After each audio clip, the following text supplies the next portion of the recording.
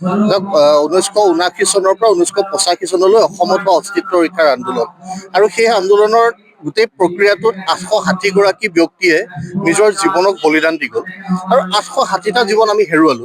আমাৰ সুন্দৰ ভৱিষ্যতৰ বাবে সেইসকল লোকে সেই সময়ত যি ত্যাগী মনোভাৱেৰে সৈতে নিজৰ জীৱন বিসৰ্জন দিলে তেওঁলোকলৈ শ্ৰদ্ধাঞ্জলি সদৌ অসম ছাত্ৰ সন্থাই নিবেদন কৰিছো আৰু সেইসকল লোকক শ্ৰদ্ধাৰে সোঁৱৰণ কৰাটো, তেওঁলোকৰ স্মৃতি যুগমীয়া কৰাটো সদৌ অসম ছাত্ৰ সন্থা আৰু অসমৰ ৰাইজৰ দীৰ্ঘদিনীয়া দাবী আছে।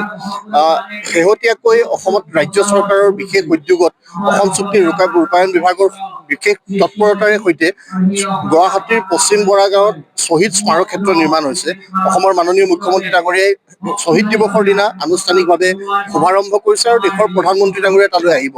এতিয়া তেওঁলোকে শ্বহীদসকলৰ প্ৰতি শ্ৰদ্ধাঞ্জলি নিবেদন কৰা গোটেই কাৰ্যটোক আমি আদৰণি জনাইছো। তাৰ সমান্তৰালভাৱে সেই যে 860গৰাকী ব্যক্তি শ্বহীদ হৈছিল, সেইসকলে শ্বহীদ বৰণ কৰাৰ মূল লক্ষ্য আছিল এখন বিদেশী মুক্ত অসম গঢ়াৰ বাবে আৰু সেই বিদেশী মুক্ত অসম গঢ়াৰ যি প্ৰক্ৰিয়া, সেই প্ৰক্ৰিয়াটোক ত্বৰান্বিত কৰিবৰ কাৰণে আমি চৰকাৰক দাবী উত্থাপন কৰিছো।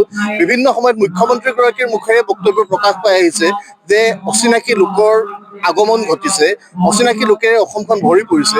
এতিয়া আমি বজাৰ আমাৰ পথাৰ আমাৰ সমান্তৰালভাৱে আত্মসংস্থাপন বিলাকো আমাৰ হ'ব লাগিব।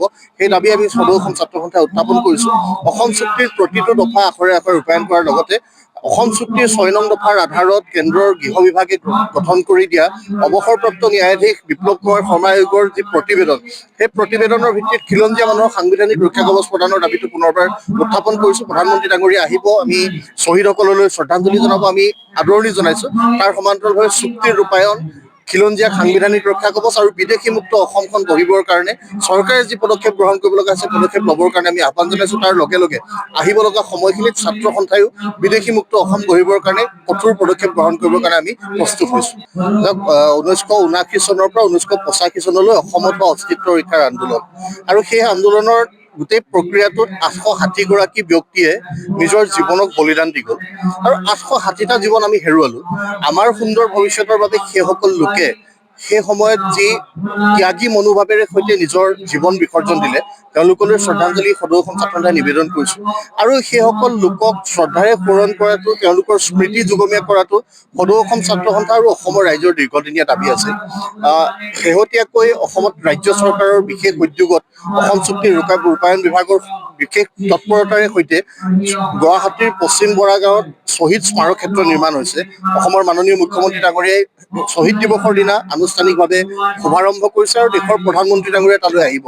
এতিয়া তেওঁলোকে শ্বহীদসকলৰ প্ৰতি শ্ৰদ্ধাঞ্জলি নিবেদন কৰা গোটেই কাৰ্যটোক আমি আদৰণি জনাইছো। তাৰ সমান্তৰালভাৱে সেই যে 860গৰাকী ব্যক্তি শ্বহীদ হৈছিল, সেইসকলে শ্বহীদ বৰণ কৰাৰ মূল লক্ষ্য আছিল এখন বিদেশী মুক্ত অসম গঢ়াৰ বাবে আৰু সেই বিদেশী মুক্ত অসম গঢ়াৰ যি প্ৰক্ৰিয়া, সেই প্ৰক্ৰিয়াটোক ত্বৰান্বিত কৰিবৰ কাৰণে আমি চৰকাৰক দাবী উত্থাপন কৰিছো।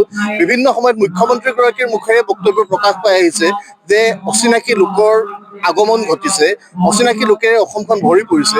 এতিয়া আমি বজাৰ আমাৰ পথাৰ আমাৰ সমান্তৰালভাৱে আত্মসংস্থাপন বিলাকো আমাৰ হ'ব লাগিব। সেই দাবী আমি সদৌ অসম ছাত্ৰ সন্থাই উত্থাপন কৰিছো। অসম চুক্তিৰ প্ৰতিটো দফা আখৰে আখৰে ৰূপায়ণ কৰাৰ লগতে অসম চুক্তিৰ 6 নং দফাৰ আধাৰত কেন্দ্ৰৰ গৃহ বিভাগে গঠন কৰি দিয়া অৱসৰপ্ৰাপ্ত ন্যায়াধীশ বিপ্লৱ কুমাৰ শৰ্মা আয়োগৰ যি প্ৰতিবেদন, সেই প্ৰতিবেদনৰ ভিত্তিত খিলঞ্জীয়া মানুহৰ সাংবিধানিক ৰক্ষা কৱচ প্ৰদানৰ দাবীটো পুনৰবাৰ উত্থাপন কৰিছো। প্ৰধানমন্ত্ৰী ডাঙৰীয়া আহিব, আমি শ্বহীদসকললৈ শ্ৰদ্ধাঞ্জলি জনাব, আমি আদৰণি জনাইছো। তাৰ সমান্তৰালভাৱে চুক্তিৰ ৰূপায়ণ, খিলঞ্জীয়াক সাংবিধানিক ৰক্ষা কৱচ আৰু বিদেশী মুক্ত অসমখন গঢ়িবৰ কাৰণে চৰকাৰে যি পদক্ষেপ গ্ৰহণ কৰিব লগা আছে পদক্ষেপ ল'বৰ কাৰণে আমি আহ্বান জনাইছো। তাৰ লগে লগে আহিব লগা সময়খিনিত ছাত্ৰ সন্থায়ো বিদেশী মুক্ত অসম গঢ়িবৰ কাৰণে কঠোৰ পদক্ষেপ গ্ৰহণ কৰিবৰ কাৰণে আমি প্ৰস্তুত হৈছো।